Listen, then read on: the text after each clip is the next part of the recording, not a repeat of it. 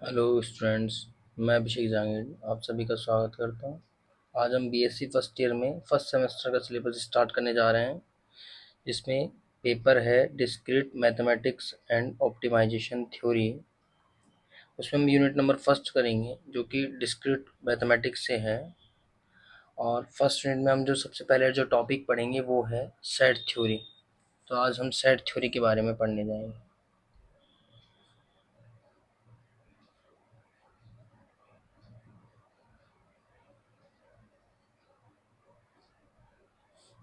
ये unit first में है, ठीक है। सेट थ्योरी के बारे में पढ़ेंगे। अब इसमें सबसे पहले हम ये जान लेते हैं कि सेट क्या होता है, जिसे हम हिंदी में समुच्चय कहते हैं। समुच्चय है क्या? तो समुच्चय की परिभाषा लिखेंगे हम सबसे पहले।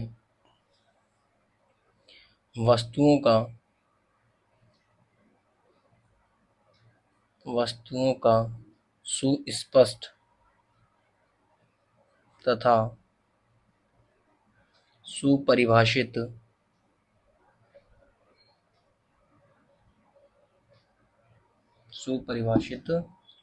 संग्रह समुच्चय कहलाता है। समुच्चय कहलाता है। हमने समुच्चय की परिभाषा देख ली कि वस्तुओं का सुस्पष्ट तथा सुपरिभाषित संग्रह समुच्चय कहलाता है। मतलब हम ये कहना चाहते हैं कि समुच्चय में वह अवयव आते हैं जो मतलब जिनको चुनने में हमें किसी प्रकार का डाउट ना हो, ठीक है। जैसे हमने उदाहरण लिया, जैसे मैं कहूँ कि हमें ऐसा एक समुच्चय बनाना है जिसमें इंग्लिश अल्फ़ाबेट के जो स्वर होते हैं, वोवल्स, वो लिखने हैं। तो सबको पता है ए, ई, आई, ओ, यू। इसमें हमें किसी भी प्रकार का कोई डाउट नहीं है। दूसरा ये, जैसे कि हमने एक दूसरा उदाहरण लिया तो उसमें हमने जैसे बोल दिया कि 1 से लेके 5 तक के नंबर्स लिखने हैं। तो 1, 2, 3, 4, 5। तो यहाँ पर एक बात, सबसे अच्छी बात ये है कि यहाँ पे एक नोट याद रखो आप। समुच्चय में समुच्चय में कोई भी अवयव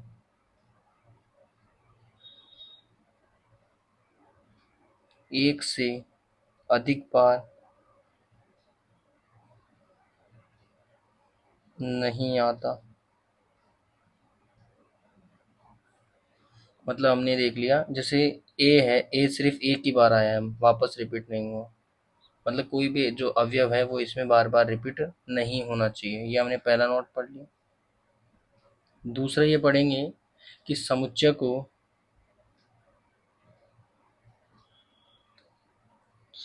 को सामान्यतः कैपिटल लेटर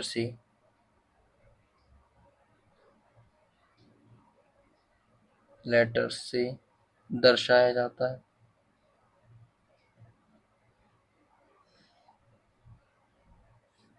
जैसे कि हमने ये समुच्चय, तो इसको हमें कैपिटल लेटर से दर्शाएं, बड़े अक्षरों से दर्शा रहे हैं, ठीक है। अब हम तीसरा नोट पढ़ेंगे। अब हम ये देखेंगे इसमें कि यदि कोई अवयव है, यदि कोई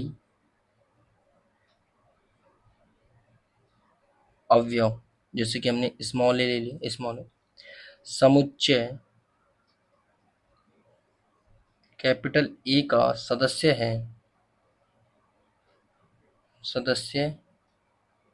है, तो उसे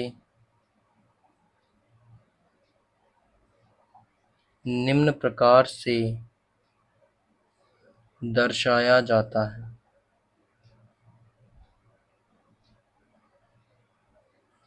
देखो कैसे दर्शाएंगे। मतलब हमने मान लिया कि जैसे ये कोई सेट है ए, इसमें ए, ई, आई, ओ, यू। तो ये जो सब है ना, ए, ई, आई, ओ, यू, ये सब समुच्चय के सदस्य हैं या फिर इसके अवयव हैं। तो हम ये कह रहे हैं कि जैसे ए जो है इस समुच्चय का अवयव है, मतलब सदस्य है। तो हम इसे लिखें कैसे कि इसका सदस्य, तो हम इसे जो दर्शाएंगे वैसे दर्शाएंगे। Small A belongs to capital A, इसको इस तरीके से यहाँ पर दर्शाया जाएगा। मतलब ए बिलोंग्स टू ए, इसका मतलब है कि स्मॉल ए जो है मेंबर है किसका, समुच्चय ए का। इसको पढ़ते कैसे हैं, ए बिलोंग्स टू कैपिटल ए। ठीक है, इस तरीके से हम इसको रीड करेंगे। अब हम ये कहीं और मान लो अगर कोई सदस्य नहीं है तब क्या करेंगे, तब हम यहाँ पर एक अगला नोट लिखेंगे, यदि कोई अवयव ए समुच्चय ए का सदस्य नहीं है तो उसे निम्न प्रकार से दर्शाते हैं।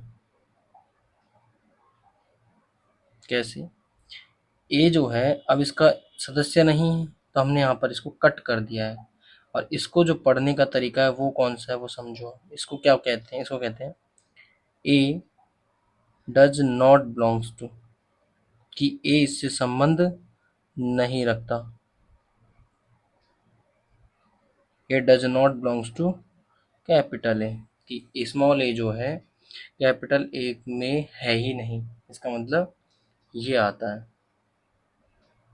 अब यहाँ पर हम कुछ महत्वपूर्ण चिन्हों की बात करेंगे, कौन कौन से साइन हमारे काम आ सकते हैं। तो एक दो साइनों को जान लें। तो हम यहाँ पर महत्वपूर्ण चिन्हों के बारे में जान लेते हैं पहले। तो जैसे कि हमने पहला चिन्ह पढ़ा, जैसे कि ये वाला साइन, इसको क्या कहते हैं, इसको कहते हैं बिलोंग्स टू। क्या कहते हैं, इसको क्या कहते हैं, बिलोंग्स टू, बिलोंग्स टू। जैसे दूसरा साइन ही हो जाता है, अगर हमने ऐसा ही इसको हमने ऐसे कट कर दिया तो डज नॉट बिलोंग्स टू।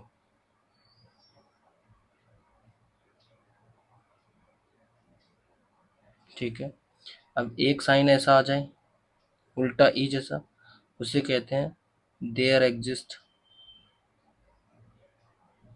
कि ये इसमें एग्जिस्ट करेगा कि नहीं करेगा, कोई भी अवयव किसी समुच्चय में एग्जिस्ट कर रहा है कि नहीं कर रहा। अगर जैसे एग्जिस्ट नहीं कर रहा तो हम इसे ऐसे बना देते हैं, ऐसे कट कर देते हैं, तो इसे बोल देते हैं डज नॉट एग्जिस्ट। ठीक,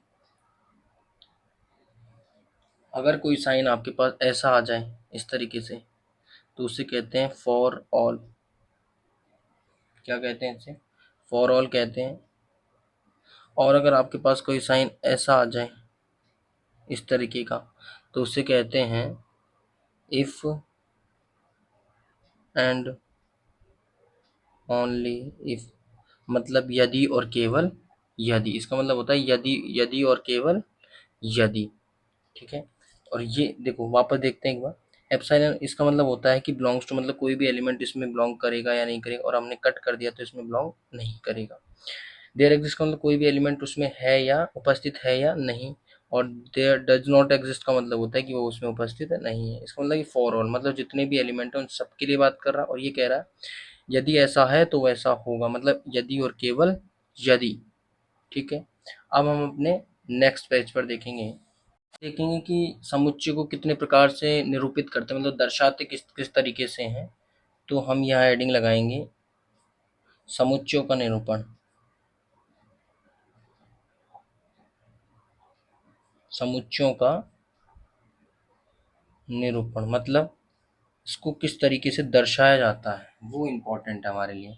समुच्चय का जो निरूपण है उसमें दो तरीके दर्शाया जाता है। एक तो पहला है सारणीबद्ध रूप, सारणीबद्ध रूप, जिसे हम इंग्लिश में रोस्टर फॉर्म कहते हैं, रोस्टर फॉर्म या टेबुलर फॉर्म भी कहते हैं। ऐसे टेबुलर फॉर्म इसलिए कहते हैं क्योंकि इसमें जो अवयव लिखे जाते हैं वो एक टेबल की फॉर्म में लिखे जाते हैं। अब ये होती क्या है वो समझो। अब आप इसमें समुच्चय इसमें समुच्चय के अवयवों को समुच्चय के अवयवों को जैसे करली ब्रैकेट बनाता है ना, करली ब्रैकेट में जैसे कॉमा लगाकर लिखा जाता है। जैसे कि हम उदाहरण बताएं, जैसे कि हमने अभी पहले पढ़ा था, ऐसे उदाहरण ले लिया ए ई आई ओ यू। ठीक है, अब इसमें देखो अवयवों को कॉमा लगा लगा कर लिखा गया और एक करली ब्रैकेट में लिखा गया है। ठीक है, ऐसे ही हम इसके दूसरे टाइप की बात करेंगे। इसका दूसरा टाइप जो है वो है समुच्चय निर्माण रूप। कौन सा है दूसरा जो टाइप है? वो है समुच्चय निर्माण रूप, जिसे हम इंग्लिश में सेट बिल्डर फॉर्म कहते हैं। क्या कहते हैं? सेट बिल्डर फॉर्म कहते हैं इसको। अब इसमें एलिमेंट कैसे लिखे जाते हैं वो समझो। इसमें समुच्चय के अवयवों को समुच्चय के अवयवों को विशेष गुणों के आधार पर विशेष गुणों के आधार पर दर्शाते हैं। अब वो विशेष गुण कैसे, जैसे उदाहरण समझो आप इसका। जैसे कि हमने एक सेट ए ले रखा है जिसमें हमने 1 2 3 4 5 लिख दिया, 5 तक के नंबर है। अब हम इसे सेट बिल्डर फॉर्म में कैसे दर्शाएंगे? ये जो है ये वाला जो फॉर्म है वो तो है रोस्टर फॉर्म। ठीक है, क्योंकि इसमें देखो टेबल है, एक के बाद एक के बाद एक है, इसलिए इसे टेबुलर भी कह देते हैं। अब आप इसको कैसे दर्शाओगे कि सेट बिल्डर फॉर्म में? तो हम इसे सेट बिल्डर फॉर्म में दर्शाने के लिए जैसे हमने ये वाला सेट लिया, इसमें हमने इसको जनरल फॉर्म में लिखेंगे कि एक्स लिख दिया जैसे सपोज करो, तो एक्स वो आएंगे, एक्स की जगह वो एलिमेंट आएंगे सच दैट एक्स जो होगा पहली बात तो नेचुरल नंबर में बिलोंग करेगा, क्योंकि ये सब क्या है नेचुरल नंबर है। एंड अब एक्स के लिए भी बाउंडेशन होनी चाहिए। एक्स जो है वो या तो 5 तक होगा या 5 से छोटा होगा, मतलब एक्स वो एक्स आ रहे हैं इसमें जो 5 से छोटे हैं, और एक्स जो है नेचुरल नंबर है, नेचुरल नंबर से नेगेटिव वाले नहीं आएंगे, जीरो भी इसमें शामिल नहीं होगा। तो हमने इसके दो तरीकों को पढ़ लिया है। ठीक है, जैसे कि हम एक उदाहरण और ले सकते हैं इसमें। जैसे हमने एक सेट ये ले लिया 2 4 6 8 ऐसे ले लिया। अब हम इसको सेट बिल्डर फॉर्म में लिखेंगे, तो हम इसको ऐसे लिख दे 2x, और यहाँ x जो है वो नेचुरल नंबर से ले लिया। अब जैसे ही आप नेचुरल नंबर से लोगे एंड, और दूसरी बात कंडीशन क्या है, x जो है वो 4 तक है, मतलब x की जगह 1 रखोगे तो 2 आ जाएगा, x की जगह 2 रखोगे तो 4 आ जाएगा, 4 आ जाएगा, 3 रखोगे 6, 4 रखोगे तो 8 आ जाएगा। ठीक है, और इसमें भी आप लेना चाहो तो एक उदाहरण और ले सकते हो बी, कोई से ऐसे लिख लो 1 2 3 4 ऐसे आगे तक इन्फिनिटी तक जा रहा है, कोई दिक्कत नहीं है इसमें आगे तक जाने में। ठीक है, अब हम जो पढ़ेंगे इसमें, अब हम उपसमुच्चय को पढ़ेंगे। अब हम इसमें उपसमुच्चय को पढ़ने जा रहे हैं। उपसमुच्चय जिसे हम इंग्लिश में सबसेट कहते हैं। क्या कहते हैं? सबसेट कहते हैं। अब ये सबसेट होता क्या है ये जानना हमारे लिए जरूरी है। तो हम इसकी परिभाषा लिखे अब हम, तो हम कह सकते हैं माना ए तथा बी दो समुच्चय हैं, दो समुच्चय हैं, ए को बी का उपसमुच्चय कहेंगे। उपसमुच्चय कहेंगे यदि समुच्चय ए के समुच्चय ए के सभी अवयव सभी अवयव समुच्चय बी में उपस्थित हो। यदि ए के जितने भी अवयव हैं अगर वो समुच्चय बी में उपस्थित हैं तब हम उन्हें क्या कह देंगे कि समुच्चय ए जो है बी का सबसेट है, मतलब उप समुच्चय है। जैसे कि हम, और एक लाइन और लिख लो, इसे हम निम्न प्रकार से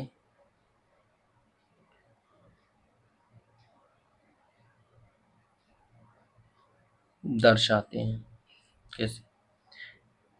small sorry capital A subset होगा बी का। इसका मतलब क्या है? इसका मतलब समझो आप, इसका मतलब यह है कि ए का हर एलिमेंट बी में उपस्थित है। इसका मतलब ए सबसेट है बी का। ए ए सबसेट है बी का। अब इसका मतलब क्या है समझो, अर्थात यही समझ लेता हम इसका मतलब क्या है। इसका मतलब ये है कि ए का अगर कोई भी एलिमेंट ले लो, सपोज करो ए का मैंने कोई एलिमेंट स्मॉल एक्स ले लिया, अगर वो ए में उपस्थित है तो कंफर्म है, यहाँ पर ये देखो फॉर ऑल। क्यों फॉर ऑल क्यों लगा? क्योंकि ए का कोई सा भी एलिमेंट ले लो, मतलब जितने भी एलिमेंट है सबके सब आप इसमें ले सकते हो। आपने कोई सा भी एक एलिमेंट लिया ए का, ठीक है, सभी एलिमेंट ले सकते हो आप। अब वो जो है अगर ए में उपस्थित है तो कंफर्म सीधी सी बात है, तो वो बी में भी उपस्थित होगा। वो क्या होगा? बी में भी उपस्थित होगा। इसका मतलब ये निकलता है। तो आपको जो है ए सबसेट है बी का, जब जब आपको पता लगे आपको हमेशा इस बात पर फोकस करना है। ठीक है, अब हम अपने नेक्स्ट पेज पर इसके उदाहरण देखेंगे कि उपसमुच्चय के उदाहरण कौन से हैं, कैसे करें, कैसे पता करें कि ये उसका उपसमुच्चय है या नहीं। अब हम इसके उदाहरण देखेंगे। उदाहरण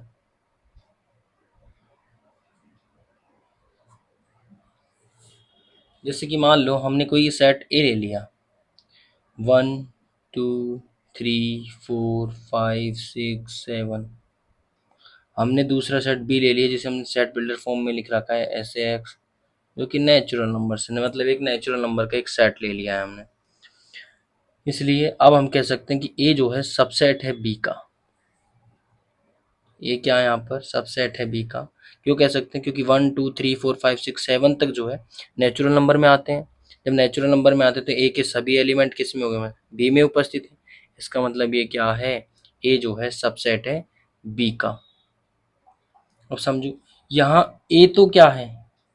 ए जो है वो सबसेट है। ए क्या है? सबसेट। तो बी भी कुछ ना कुछ होगा, तो बी को भी तो कुछ ना कुछ कहेंगे। तो बी को यहाँ पर सुपर सेट कहते हैं। क्या कहते हैं यहाँ पर? Super set. इसको हिंदी में उपसमुच्चय कहते हैं और इसको हिंदी में अधिसमुच्चय कहते हैं। उदाहरण समझ में आ गया? अगर आप चाहें तो और भी उदाहरण ले सकते हो। ठीक है, जैसे कि हम एक और उदाहरण ले ही लेते हैं यहाँ पर। जैसे कि हमने एक सेट ए ले लिया, 2 4 6 8 ऐसे इन्फिनिटी तक जा रहा है। दूसरा सेट हमने बी ले लिया, वही हमने नेचुरल नंबर का सेट ले लिया है। तो इसमें भी कहेंगे कि ए जो है सबसेट है बी का, मतलब ए का हर एलिमेंट बी में उपस्थित है। आप चेक कर सकते हो, दो जो है 2 4 6 8 ये सम संख्या है, सम प्राकृतिक संख्याएं हैं। और नेचुरल नंबर में तो सम प्राकृतिक और विषम प्राकृतिक दोनों नंबर आते हैं। तो हमें ये पता है कि 2 4 6 8 ये सब क्या होंगे? इसमें भी उपस्थित होंगे। ठीक है, अब हम देखेंगे कि समुच्चयों के प्रकारों को जानेंगे। किसको जानेंगे? समुच्चयों के प्रकारों को जानेंगे।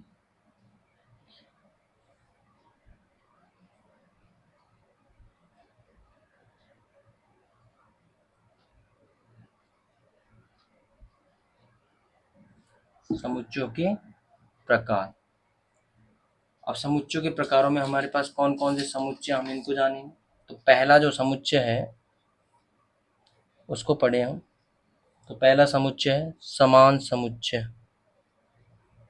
समान समुच्चय, जिसे हम इंग्लिश में इक्वल सेट भी कहते हैं। क्या कहते हैं? इक्वल सेट भी कहते हैं। अब ये इक्वल सेट कौन से होता है? तो माना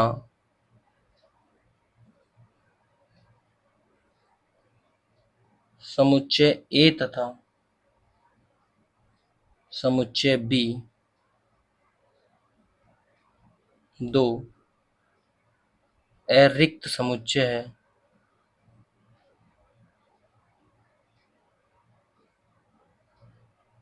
अरिक्त समुच्चय है।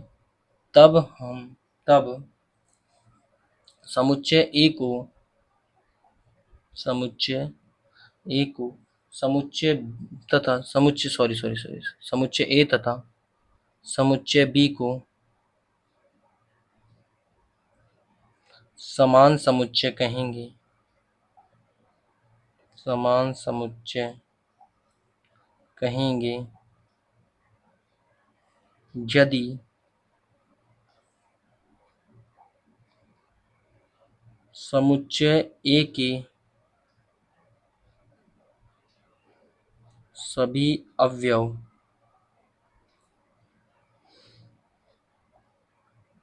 समुच्चय बी में उपस्थित हो तथा समुच्चय बी के सभी अवयव समुच्चय ए में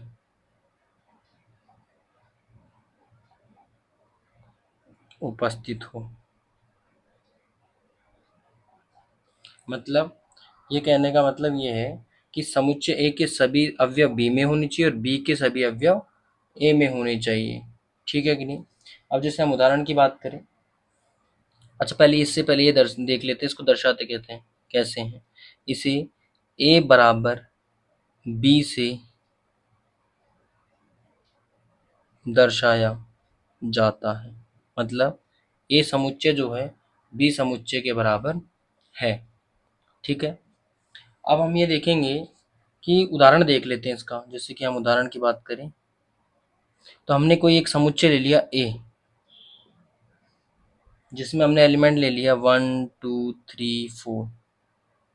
एक समुच्चय ले लिया बी, जिसमें हमने एक्स एलिमेंट लिए हैं और एक्स वो हैं नेचुरल नंबर से, और एक्स की बाउंडेशन है कि वो 4 तक उपस्थित है। इसका मतलब ये भी क्या बनकर आता है, इसमें भी 1 2 3 4 4 एलिमेंट है, इसमें भी 1 2 3 4 4 एलिमेंट है, नंबर्स भी सेम है भाई। मतलब हर एक अवयव ए का जितने भी अवयव सब बी में है, बी के जितने भी अवयव है सब ए में है। अब आप समझो, ए के जितने भी अवयव सब बी में, ये तो ये कहता है कि ए सबसेट है बी का। पहली इक्वेशन भाई, ए के जितने भी अवयव सब बी में, इसका मतलब ए सबसेट है बी का।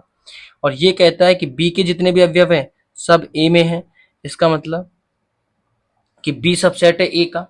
और जो फाइनली रिजल्ट निकलता है, इसलिए हम ये कह सकते हैं कि ए जो होगा बराबर है बी के। इसका मतलब समुच्चय ए जो है समुच्चय बी के बराबर है। इसका मतलब ये कि दोनों जो समुच्चय हैं वो समान समुच्चय हैं। हमने समान समुच्चय को समझ लिया है। अब हम इसके बाद जो नेक्स्ट समुच्चय आएगा उसे समझेंगे। अब समुच्चय नंबर 2 के बारे में पढ़ेंगे। अब ये दूसरा समुच्चय कौन सा है, तो हम पढ़ेंगे तुल्य समुच्चय, जिसे हम इंग्लिश में इक्विवेलेंट भी कहते हैं, इक्विवेलेंट सेट भी कहते हैं। अब वो इक्विवेलेंट सेट कौन से होंगे? ए तथा बी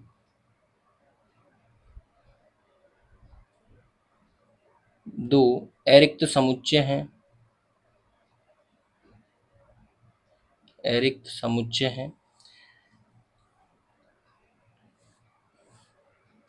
तब समुच्चय ए तथा समुच्चय बी को तुल्य समुच्चय कहेंगे, तुल्य समुच्चय कहेंगे यदि समुच्चय ए तथा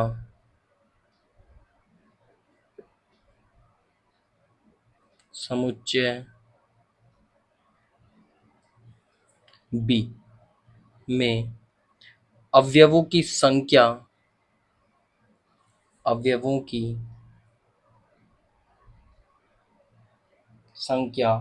समान हो।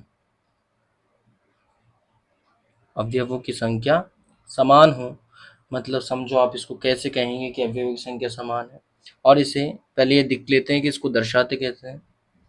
इसे ए इस प्रकार से दर्शाते हैं, इसे इस प्रकार से दर्शाते हैं। अब आप देखो उदाहरण समझो आप इसका। आप कह रहे हैं कि देखो ए कोई सेट लिया हमने, जैसे कि हमने वही ले लेते हैं 1 2 3 4 वाला, तथा आपने दूसरा कोई समुच्चय ले लिया सेट बी जिसमें हमने ए ई आई ओ यू ले लिया। सॉरी यू तक नहीं, ए ई आई तक ले लो। ठीक है, इसमें देखो इसमें नंबर ऑफ ए अवयवों की जो संख्या है वो कितनी है 4। इसमें नंबर ऑफ बी, इसमें जो बी में जो अवयव है वो कितने हैं 4। तो दोनों के नंबरों की संख्या जो है समान है, इसलिए क्या होगा ए जो होगा वो क्या होगा तुल्य समुच्चय होगा बी का, और बी जो होगा तुल्य होगा ए के। ठीक है, तो तुल्य समुच्चय का मतलब ये है कि अवयवों की जो संख्या है वो हमेशा समान आनी चाहिए। अवयवों का समान होना जरूरी नहीं है, लेकिन अवयवों की संख्या समान होनी चाहिए। अब हमें एक नोट को समझना है इसमें कि कौन, एक नोट समझते हैं हम। तो हम नोट लिख ले पहले फिर समझते हैं। ये कहना चाह रहा है कि सभी समान समुच्चय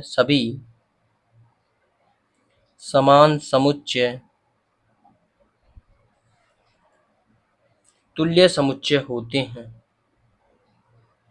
तुल्य समुच्चय होते हैं, परंतु सभी तुल्य समुच्चय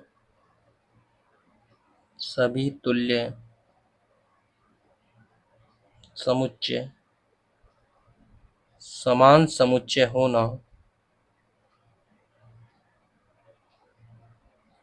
जरूरी नहीं है। जरूरी नहीं है,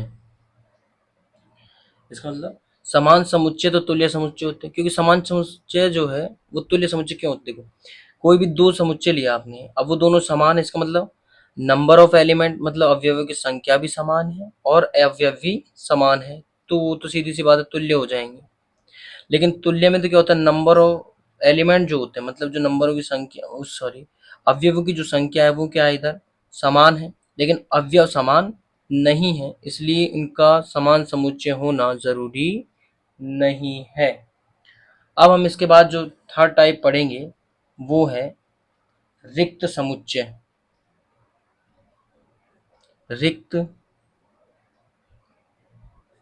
समुच्चय जिसे हम इंग्लिश में नल सेट कहते हैं, दूसरा वॉइड सेट कह देते हैं, तीसरा एम्प्टी सेट कह देते हैं। इसको कई नामों से जाना जाता है। अब कौन सा सेट होता है रिक्त समुच्चय वो समझिए। एक ऐसा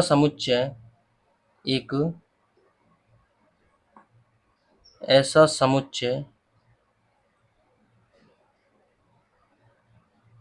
जिसमें एक भी अवयव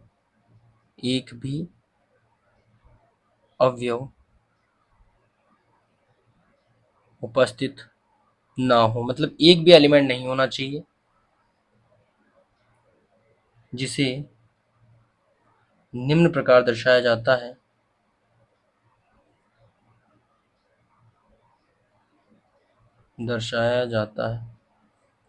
या तो आप इसको जो दर्शाओगे ऐसे करली ब्रैकेट बना के छोड़ देना, या फिर ऐसे फाई बना के छोड़ देना, इसको कहते हैं फाई।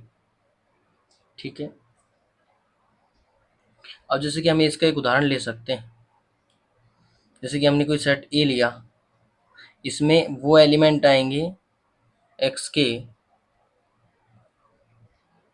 जो हम ऐसे कहें कि नेचुरल नंबर से ले लिया, ठीक। एंड एक्स जो है एक से छोटा है। अब एक से छोटा तो कोई नेचुरल नंबर होता ही नहीं है, नहीं होगा, तो इसमें एक भी एलिमेंट इसमें नहीं आएगा। तो हम इसे क्या कह देंगे, ए को, कि ए जो है वो रिक्त समुच्चय है, ठीक है। अब हम अपने अगले समुच्चय की तरफ जाएंगे। अब जो हम फोर्थ टाइप पढ़ने जा रहे हैं उसे कहते हैं एकक समुच्चय, जिसमें इंग्लिश में सिंगलटन सेट कहते हैं। क्या कहते हैं? Singleton set. एक ऐसा समुच्चय है, परिभाषा लिखिए, एक ऐसा समुच्चय जिसमें केवल जिसमें केवल एक ही अवयव उपस्थित हो।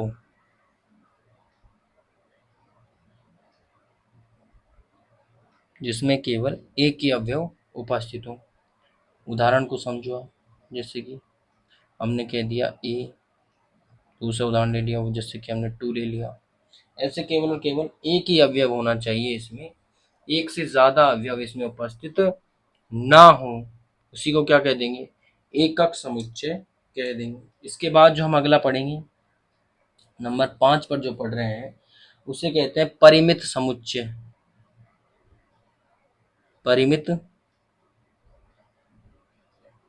समुच्चय, जिसे हम इंग्लिश में फाइनाइट सेट कहते हैं। तो फाइनाइट सेट क्या होता है? ऐसा समुच्चय, ऐसा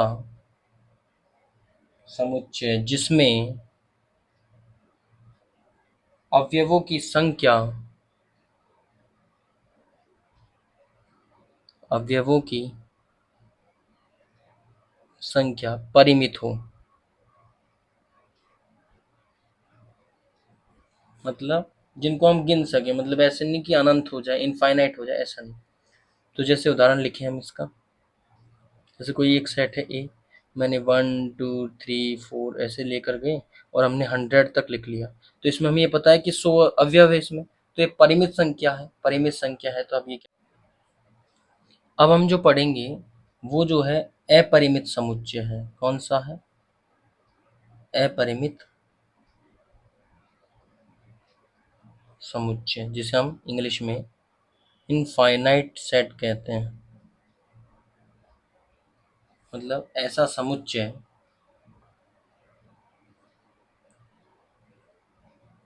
ऐसा समुच्चय जिसमें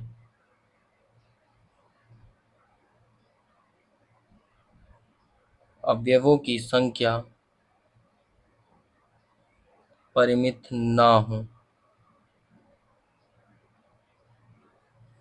अब जिसमें अवयवों की संख्या परिमित नहीं है उसे अपरिमित कहते हैं। जैसे हमने 1 2 3 4 ऐसे इनफाइनाइट तक ले गए, तो ये हो गया परिमित समुच्चय हो गया, सॉरी सॉरी, अपरिमित समुच्चय हो गया।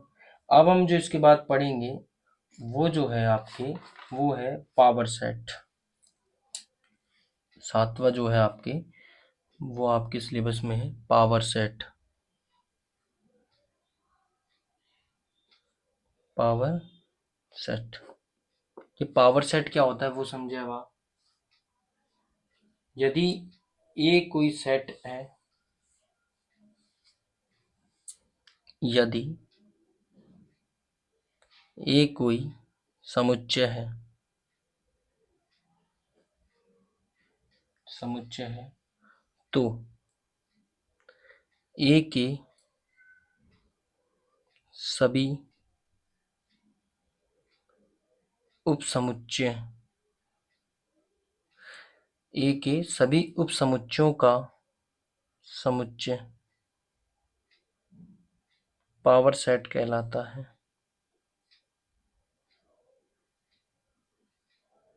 मतलब अगर हम इसको समझें तो उदाहरण से समझते हैं, देखो। अच्छा, ये भी देख लेते हैं इसको किससे दर्शाते हैं। तो इसको पी ऑफ ए से दर्शाया जाता है। किससे दर्शाया जाता है? पी ऑफ ए से। ठीक है, उदाहरण देखो आप इसका। जैसे कि हमने कोई सेट ए लिया है, तो 1 2 3 ऐसे ले लिया हमने। तो इसका जो पावर सेट होगा वो क्या होगा? तो आप इसको जान लो, जो इसका जो पावर सेट है वो है, उनको उनका सभी का क्या बनाना है आपको? इसके जितने भी उपसमुच्चय होंगे, इसके जितने भी सबसेट होंगे, उन सब का उन सब का जो समुच्चय होगा वो कौन होगा? Power set. तो याद रखना, फाई जो होता है किसी भी सेट का, कोई सा भी सेट हो उसका हमेशा उपसमुच्चय होता है। एक तो फाई, फिर हमने इसके सिंगलटन सेट ले लिए, जैसे 1 ले लिया, 2 ले लिया, हमने 3 ले लिया। फिर हम डबल डबल करके ले लेंगे, 1 2 1 3 2 3। फिर हम ले लेंगे 1 2 3। तो ये जो है, ये सब, इन सब का समुच्चय जो बना वो क्या कहलाएगा? पावर सेट कहलाएगा। क्या कहलाएगा यहाँ पर? पावर सेट कहलाएगा। ठीक है। अब हम इसमें एक दो नोट पढ़ते हैं। नोट क्या है वो समझो। पावर सेट में पावर सेट में अवयवों की संख्या, अवयवों की संख्या कैसे पता करेगी? किसी भी सेट का जो पावर सेट होगा उसमें कितने एलिमेंट आएंगे, कितने अवयव है। तब आपको ये जो फॉर्मूला है वो याद रखना है, 2 की पावर n। और n जो है वो जो है समुच्चय में उपस्थित अवयवों की संख्या, अवयवों की संख्या है। क्या है? समुच्चय में उपस्थित अवयवों की संख्या है। जैसे कि आप एक उदाहरण ले सकते हैं, जैसे कि अभी आपने पिछला उदाहरण देखा, तो उस हिसाब से जैसे हमने कोई, उसी हिसाब से एक और उदाहरण ले लेते हैं। ए सेट में 2 एलिमेंट हैं, तो हम 2 की पावर n करें तो कितना हो जाएगा? 2 की पावर 2, क्योंकि 2 एलिमेंट है तो 2 लिख दिया, तो कितना हो गया? 4। अब हम इसका पावर सेट देखते हैं। सबसे पहला फाइव तो आएगा ही आएगा। फिर हमने इसके सिंगलटन सेट ले लिए एक एक करके। फिर हमने दो दो की जोड़े बना के ले ली। तो आप चेक करो कि इसमें कितने समुच्चय आ रहे हैं। 1 2 3 4 समुच्चय, मतलब इन सबका जो समुच्चय बना वही क्या कहलाएगा? इसका पावर सेट कहलाएगा। ठीक है। ऐसे ही हम अगला उदाहरण भी ले सकते हैं। अगर किसी समुच्चय में, जैसे हमने 3 एलिमेंट ले लिए A B C, तो इसमें कितना बन जाएगा? 2 की पावर n, मतलब 2 की पावर 3। और 2 की पावर 3 का मतलब 8। तो इसका जो पावर सेट होगा वो क्या बनेगा? एक तो 5 ले लेंगे, फिर हम सिंगलटन सेट लेंगे इनके। ठीक है। फिर हम डबल करके ले लेंगे,